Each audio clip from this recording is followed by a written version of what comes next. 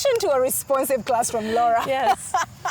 We've been talking about positive discipline, and these two go hand in hand. And here, when you talk about discipline, it is something that is very close to our hearts. And our understanding might well be different from, the understanding that you have. But when we talk about positive discipline, it is something that you have talked about a lot, and I have loved it.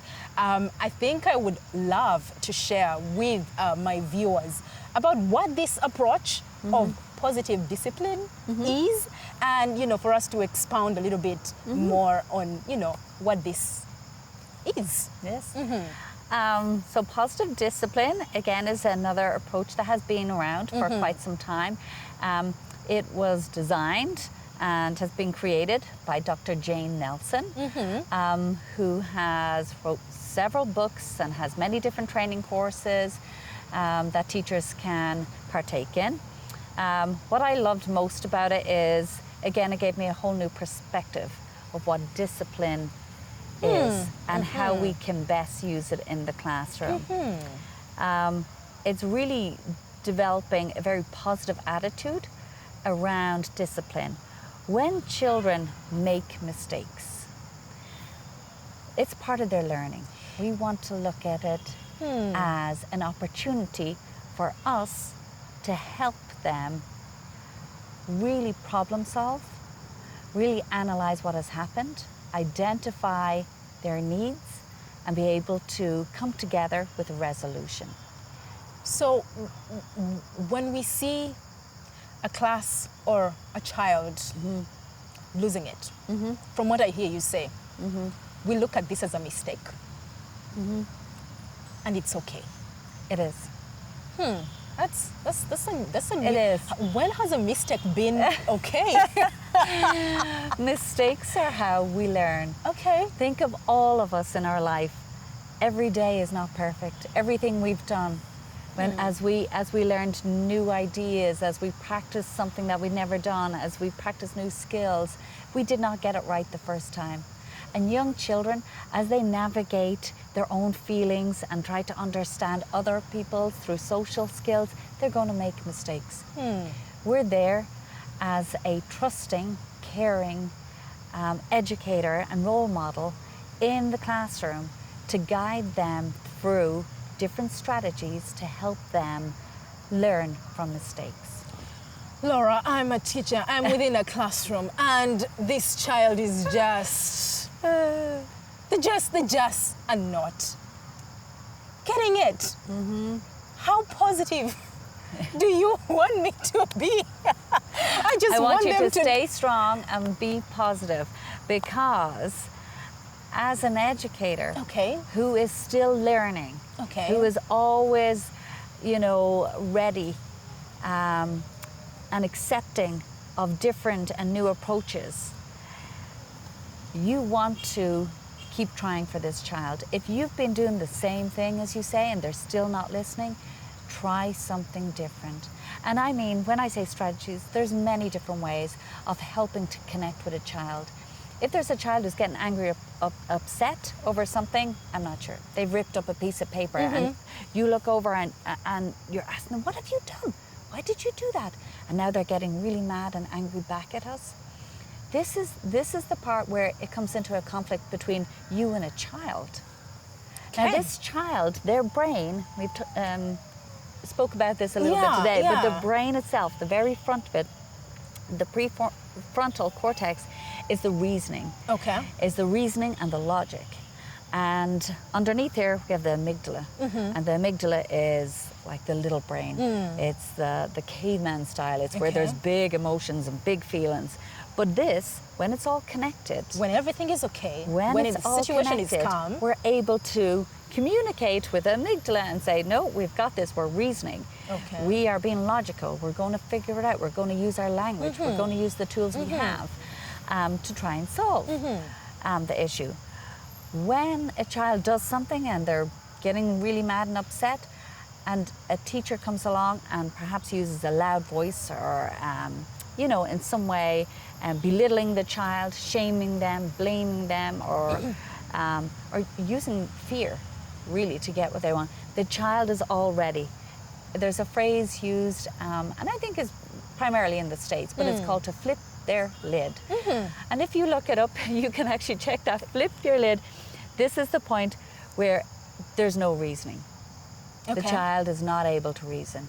And the more you talk and the angrier you get, the child's amygdala will either fight back with you, flight, run away from the situation, or freeze. And this is the part where there's no learning happening. You're not able to communicate with the child. No. So what do? We offer a strategy for the child, some way of helping them calm their body, to bring this back down, connect it all back together, where you can follow up and then reason with them and ask questions of what happened. Use words to explain. Let me help you problem solve and put the control really back in them, but help them with the control. The one thing I would suggest before you start on the strategies is they have to be in a calm space. They have to have calmed their body. If they're not calm, you're wasting your time. You're wasting your time because they cannot intake what you're saying. And it really just gets them probably either more upset or more withdrawn. So one of the strategies used in the positive discipline is an area in the classroom called a calming corner, where children can sit for a moment and calm their body. And this is offered. We're familiar with a naughty corner. This is a calming corner. This is a calming corner because we're using positive discipline. And when we've calmed our bodies, we, the teachers, are going to help you problem solve. We're going to help you learn from the mistake of whatever the case may be, ripping up books, maybe pushing or shoving another child. We're going to talk you through, because it has been studied and it is known that a punitive, a punishment, a reaction to discipline is a very short term. It's short term. When we look at a positive discipline where a child feels valued, that you took the time to support them in their thinking and find a different way of managing or self-regulating particular situations, that's going to be long term. So if I hear you right, it would be, when we're talking about positive discipline, it's, we need to ask more questions and help students understand why they are doing it, so it's long term. I find that, many times we go directly towards, don't do this, or do it this way, or do it the other way. And what's the danger in me actually just directing the child to what they should or should not do? I'm getting it done. Yeah. Is that not positive as well? Well, one thing, just to go back, you had said to help the child understand why they did it. That's quite a complex interaction with the child. Often it is us as the educator that needs to understand why the child did it. Exactly. Because that is almost like a cry for help. There's some need that has not been met. And this is where, when we identify that need, we can make that connection with the child. So if I hear you, you're saying that by the time the child is acting up, there is something underneath. That's exactly it. It's like that iceberg. It's like the very top of the iceberg is just the behavior. Underneath it, and as we know, icebergs are way bigger underneath. And this is what, this part of the behavior is where we need to identify what the child needs. It's easier when you're dealing with a smaller group of learners. If we're talking about discipline, and I have this, this number of children in my class who are acting up, how can I even, start to meet their needs? Would that not be an uphill task? It would be uphill, but to put that work in is longer lasting than the alternative. The alternative to use fear, to use authority, is very short term. And probably the behavior, the misbehavior will continue to escalate or repeat. Putting the work in is really looking at many aspects of the classroom. One, the curriculum that you're using, is it differentiated to meet the needs of different learning abilities? Are you using multiple means of representation? That means visual, auditory, all different learning styles, kinesthetic, hands-on. When children are engaged, there's less Discipline misbehavior. issues. Exactly. Connecting, being respectful, knowing that they can come to you if there is something that they are having an issue with or finding difficult, providing the right vocabulary, and that these young children have the words to express how they're feeling. Again, providing those boundaries. Boundaries are important, as you say. We need to have limits. We need it. This cannot be a free-for-all. But you set that stage. You set the stage by inviting the children to be part of creating this community of learners by setting the expectations for themselves, holding themselves more accountable. You being able to refer back to what they created as a rule. So even with large numbers, I do think it's possible. I do think it is work, because we need to invest. We need to invest in it because the benefits outweigh anything else that we could do with a less positive discipline. So the benefits of higher grade results, children that are engaged and active in learning, who develop skills that will be lifelong skills, of being collaborative, of listening to each other, of being respectful. These are all things that I believe are worth putting the time into a positive discipline approach. I'm listening to you and I'm really putting myself in the shoes of any teacher out there, still trying to grasp this whole approach of positive discipline. It's a good one. I think it would work. But you know, there are all these questions. I have this learner. I've worked with them. I've talked to them. I've tried to understand them. I've tried everything. They're just not getting it. I've tried. I've done everything. But what You can't have done everything. is that possible? Yes. I mean, okay, I feel like I've... Can't have done everything. Because if I did everything, then there would be... So you would suggest that I try something else? Yes, keep on trying, keep on looking for it. But the social emotional connection, when you're connected to somebody, this is where that trust builds, an understanding that you are there to help them. Children want to belong. They want to be a part of a community. They want to feel significant. So when your voice is being heard, when you feel you're valued, you will see the misbehavior really rapidly decrease. So I just need to connect with them.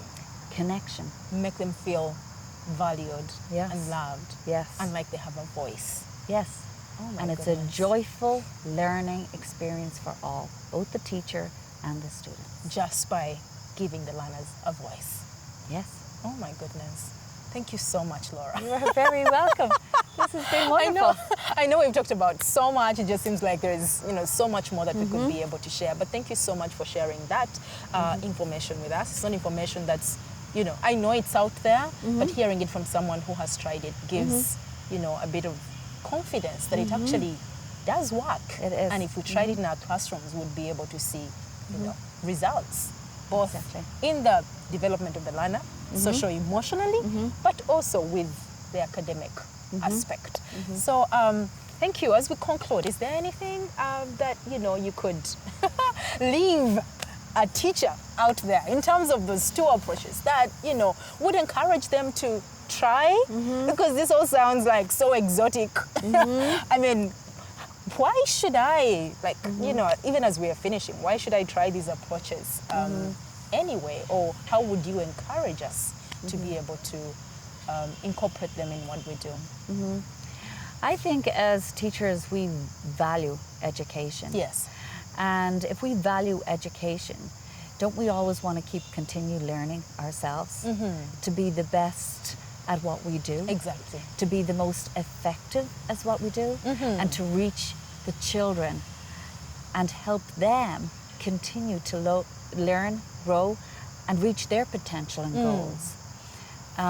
This is why I would say, learn about it, read about it, read the research, the studies, and when you implement it in the classroom, and it can be very gradual, but making those connections is the reward you'll see that will be pretty quickly, you know, and for us too, we'll feel better. It's very exhausting to be saying no, stop doing. Keep quiet, sit down, don't do that, don't do this. Yes. I can imagine. It is. It's really exhausting to be like that all day. And as teachers, we didn't go into the profession to be angry and mad all and the upset. time. Why did we go into the profession? To help children, to support them in their learning. So we need to continue learning how to best do that. Oh my goodness, that is staying with me. I The reminder that we want to make the children better. That is why we're doing what we're doing. Yes. So we should be able to put in the work Put to in the learn work, how make best ourselves better. exactly we can be able to support them best. Thank you so much, Laura. You are so welcome. It's been such a pleasure. It's been nice having you. Thank you. Greetings to all, and thank you again. Bye-bye.